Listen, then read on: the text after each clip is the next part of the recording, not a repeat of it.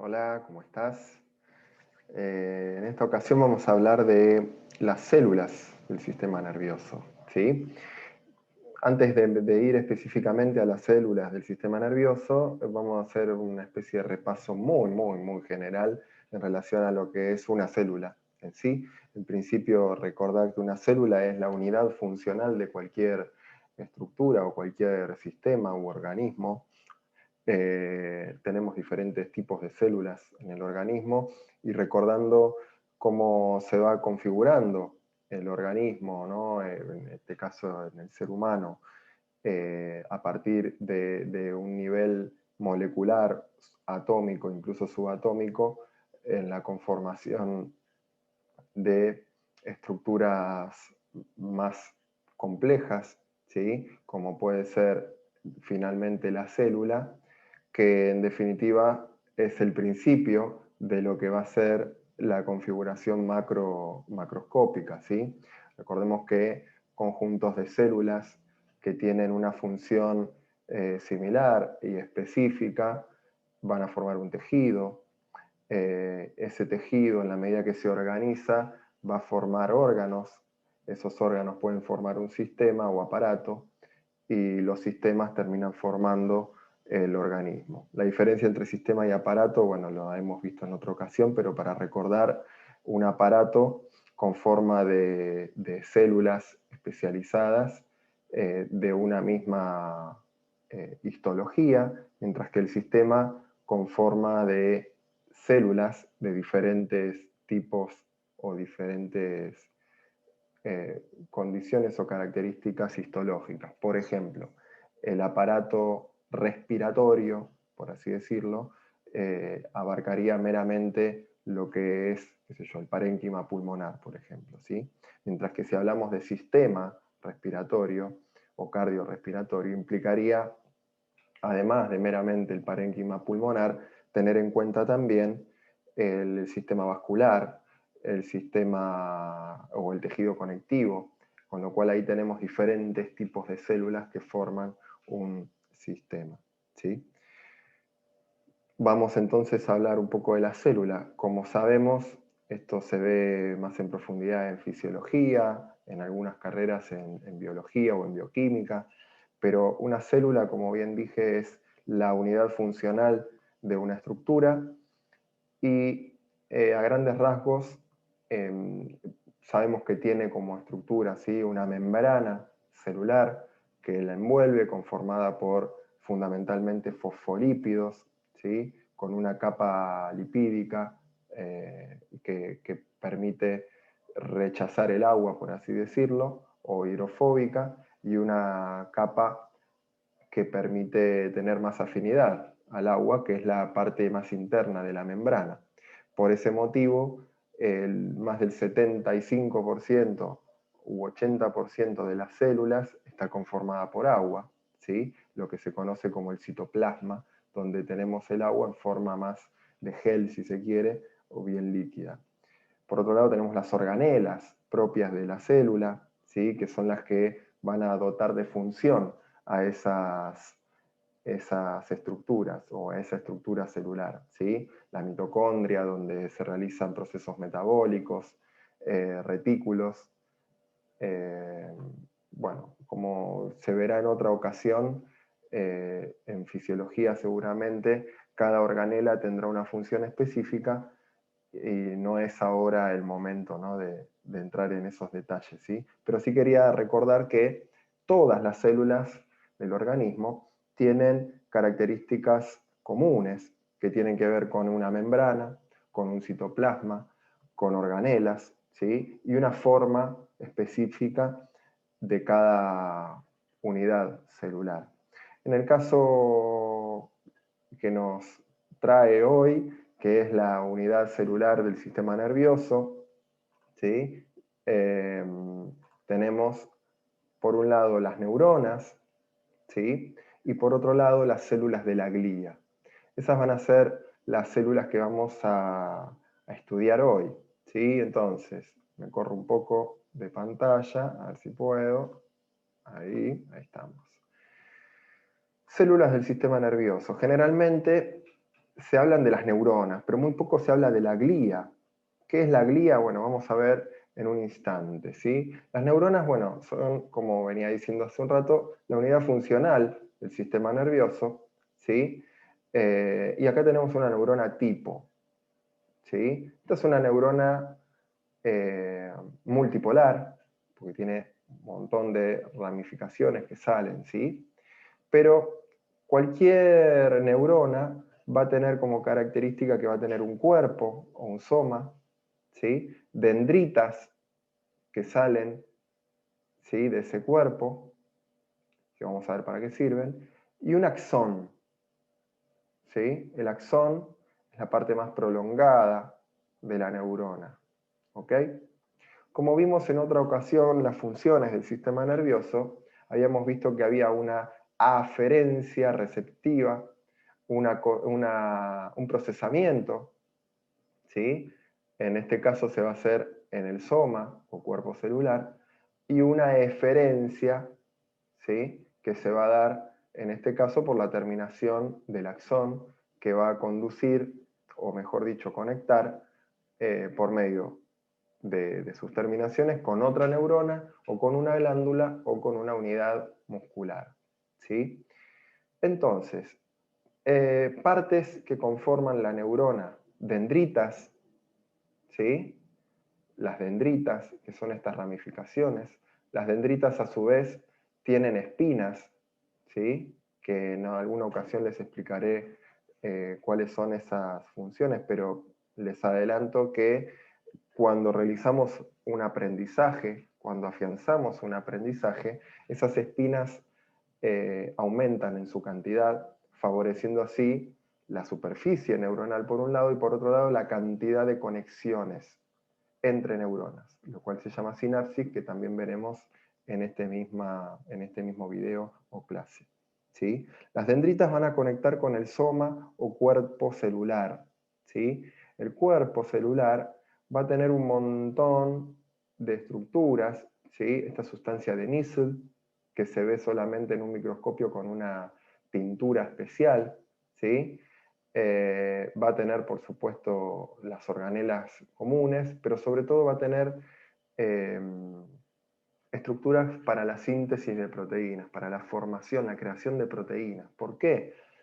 Porque cuando aprendemos, vuelvo al aprendizaje, generalmente lo que se aprenden son estructuras, ¿sí? O mejor dicho, cuando uno aprende, genera nuevas proteínas que van a ser las que envíen un impulso nervioso para una sinapsis específica, ¿sí?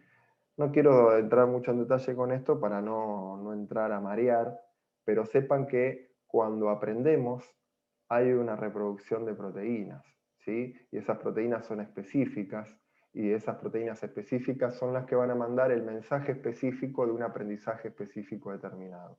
Y esas mismas proteínas son las que permiten ese cambio estructural de la neurona y aumentar las cantidades de conexiones, ¿sí? En el núcleo del cuerpo celular, como cualquier núcleo, vamos a tener el ADN, ¿sí? Que viene a ser el código genético de la neurona en sí misma, ¿sí? El cuerpo se va haciendo cada vez más cónico, formando el cono de iniciación, ¿sí? Y dando lugar al axón, que es una prolongación. Para que se den una idea, tenemos neuronas que tienen una longitud de hasta 1 metro, por ejemplo, ¿sí? O más. Se inician a nivel medular, ¿sí? Y supónganse a nivel lumbar, y pueden llegar hasta el pie, por ejemplo, ¿sí? El axón. Ese axón está rodeado de una sustancia llamada mielina, como la miel, ¿sí? Que en un ratito les voy a explicar para qué sirve, ¿sí? La mielina está sintetizada o formada por la célula de Schwann, ¿sí? Que es una célula que también les voy a explicar en un ratito, que es otro tipo de células que conforman el sistema nervioso. Como verán entonces, el sistema nervioso no está solamente formado por la neurona pelada y simple, sino que está formada por otros tipos de neuronas también, ¿sí? Y bueno, como les decía, el axón, ¿sí?, tiene una terminación que va a dar conexión con otras neuronas o con una glándula o con una unidad efectora muscular, ¿sí? Rápidamente, la célula de Schwann es una célula, ¿sí?, que va liberando una sustancia lipídica que va envolviendo como una especie de cinta aisladora el axón, ¿sí?, y en cada vuelta que le da, favorece la velocidad de conducción del impulso nervioso. ¿Qué significa esto? Cuando recibimos el estímulo nervioso por medio de las dendritas, hay un procesamiento y esto se transmite por la membrana celular del axón, ¿sí? Ahora, si dijimos que el axón puede medir hasta 1 metro, ¿sí?, tardaría mucho tiempo en conducirse ese impulso eléctrico si tendría que recorrer todo el axón.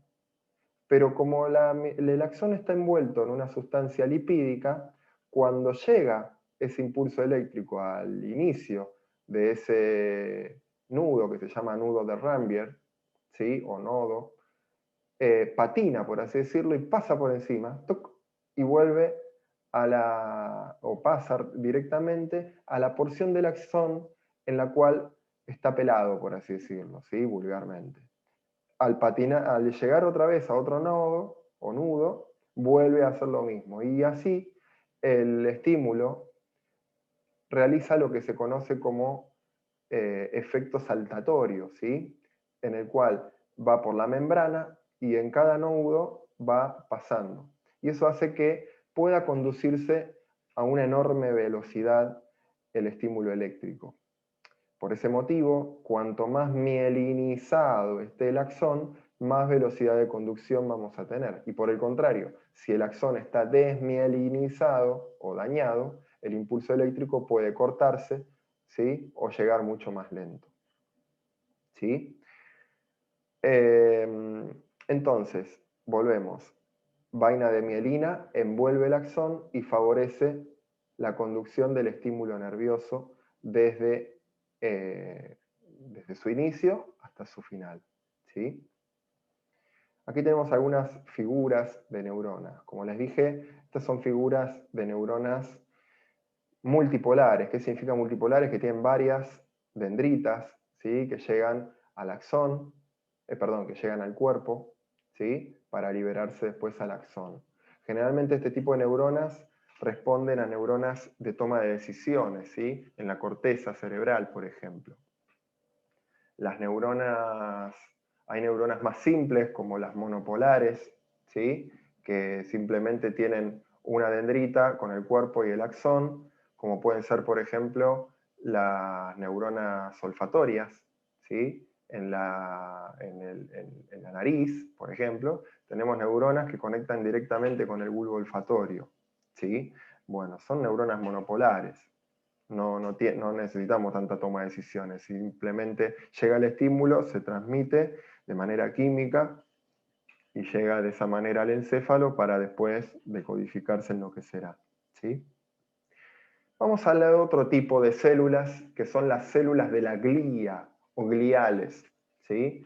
Y a grandes rasgos tenemos 4 tipos de células gliales. Los oligodendrocitos, ¿sí?, que es el grupo en el cual pertenece la célula de Schwann, que ya les expliqué hace un ratito. La célula de Schwann es una célula específica que, ¿sí?, que es esta de acá, que lo que va haciendo es liberar la sustancia y envolviendo el axón para favorecer el impulso eléctrico de la manera más rápida posible, ¿sí? Por otro lado tenemos la microglía, ¿sí?, que puede ser esta, por ejemplo, que son células parecidas a las neuronas, pero sustancia blanca, ¿sí? Ya veremos en otro momento lo que es la sustancia gris, la sustancia blanca del encéfalo, ¿sí? La microglía tiene como función, a grandes rasgos, favorecer el sistema inmune, ¿sí? Eliminar desechos, porque las células nerviosas también tienen un metabolismo, y ese metabolismo tiene que ser justamente movilizado, ¿sí?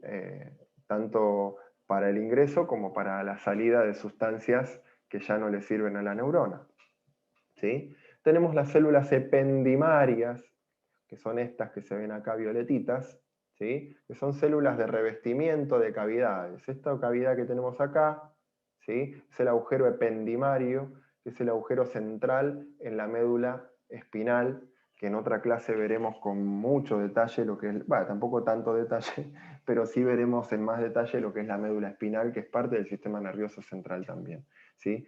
Revistiendo la cavidad del agujero ependimario, tenemos las células ependimarias, que ya veremos lo que es. Y finalmente, pero no menos importante, la estrella de la glía, los astrocitos, ¿sí? Fíjense que parece un sol, una estrella, sí. Los astrocitos tienen una importante función metabólica, tienen una importante función también un poco de inmunidad. A nivel metabólico favorece la nutrición del sistema nervioso, ya que recordemos que el sistema nervioso puede nutrirse solamente de glucosa, pero no de glucosa directamente, sino a partir del lactato que justamente los astrocitos pueden metabolizar, ¿sí? Eso también van a ver en fisiología, el metabolismo, pero entendamos que la degradación final de la glucosa de manera anaeróbica forma lactato. Bueno, el sistema nervioso puede nutrirse de lactato por medio de los astrocitos. Y fíjense, este astrocito está agarrándose acá una manguera. ¿Qué es esta manguera? Un vaso sanguíneo, ¿sí? Un vaso sanguíneo. Puede ser una arteria, por ejemplo, o un capilar, ¿sí? O una arteriola. ¿Qué significa esto? Los astrocitos tienen la capacidad de regular, ¿sí? la, la vasoconstricción y vasodilatación, o sea, el flujo de sangre que le llegue a una zona del cerebro. Y esto fue estudiado con resonancia magnética con contraste, en la cual le pedían a una persona, le daban un contraste, por ejemplo una glucosa, le decían, bueno, pensá en música. Y se le iluminaba una parte determinada del cerebro encargada de procesar la música. Ahora pensá en matemáticas, hacer estas cuentas, se le iluminaba otra zona. Descubrieron entonces a partir de eso que según la función cerebral predominante, ¿sí? Va a haber más flujo de sangre en esa zona para que haya más nutrición. Y los encargados de realizar esa regulación vascular son los astrocitos, ¿sí? Así que fíjense qué importante que son estas células de la glía, que generalmente nadie las menciona. Generalmente cuando se habla del sistema nervioso se habla de las neuronas, esta persona, las neuronas, qué neuronas, qué neuronas. Bueno, la glía es fundamental. No puede haber aprendizaje sin glía, porque la glía, otra de las funciones importantísimas, es el sostén. Son las células que unen las neuronas entre sí. Hace un rato les hablaba de las espinas dendríticas. Bueno, lo que entrelazan las espinas o bien las dendritas entre sí, las neuronas y sus conexiones, son las células de la glía. Así que fíjense qué importante las células que conectan las diferentes partes del sistema nervioso para realizar una conexión cognitiva, de aprendizaje motora, ¿sí? Son las células de la glía. ¿Ok? Así que bueno, seguimos avanzando. Sinapsis. ¿Qué es la sinapsis? Bueno, es la conexión, la comunicación entre dos neuronas. El espacio que hay, ¿sí? Entre un axón y una dendrita, por ejemplo, o dos axones para realizar una comunicación, se llama sinapsis, ¿sí? Espacio sináptico. ¿Sí? Las sinapsis pueden ser eléctricas o químicas. Esto también se ve con más profundidad en fisiología.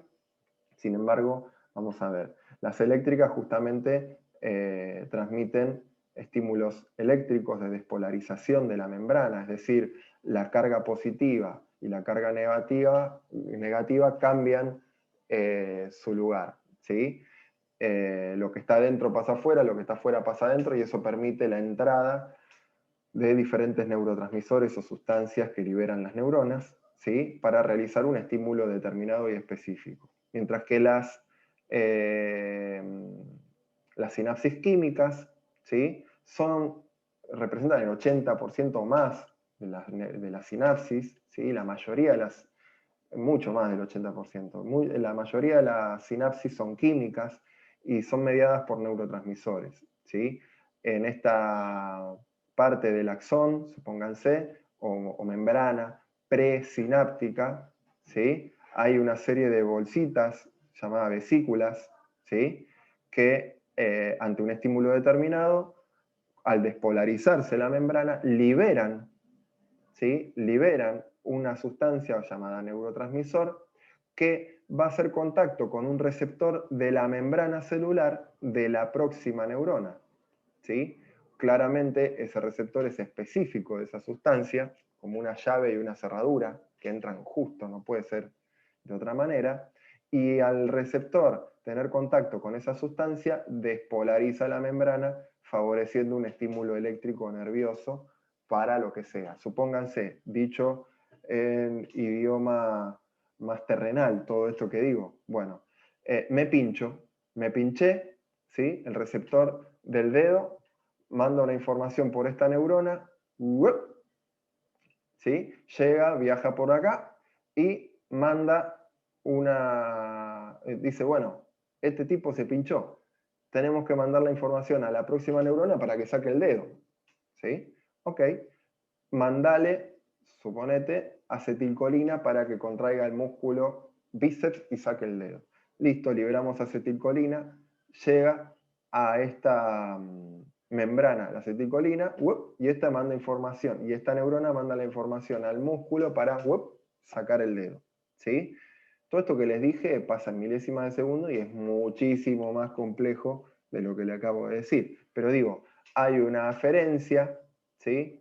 Un procesamiento que se dio, envía una sinapsis, la sinapsis envía otra información y se realiza la respuesta motora. ¿Ok? Las sinapsis pueden darse entre millones de neuronas al mismo tiempo, que es lo que está pasando en este momento mientras yo les estoy dando la clase. O sea, por un lado estoy viendo una computadora, pero a la vez estoy viendo una imagen y estoy hablando y estoy pensando en lo que les tengo que decir, lo que les acabo de decir, dándome cuenta de que hay cosas que ya dije y que no quiero repetir. Bueno, todo eso está pasando en milésimas de segundo y al mismo tiempo gesticulando, moviendo las manos, ¿sí? Todo eso pasa en milésimas de segundo de manera de que haya una coordinación y coherencia medianamente en el sistema nervioso, ¿sí? Bien, así que hasta acá vamos a llegar con el tema de la unidad funcional del sistema nervioso, la neurona, las células de la glía, la sinapsis, ¿sí? Así que bueno, espero que les sirva. Cualquier duda, consulta, la podemos charlar en algún mensaje o de la manera que consideren, ¿sí? Saludos y espero que les haya servido. Estoy tratando de cerrar ahí.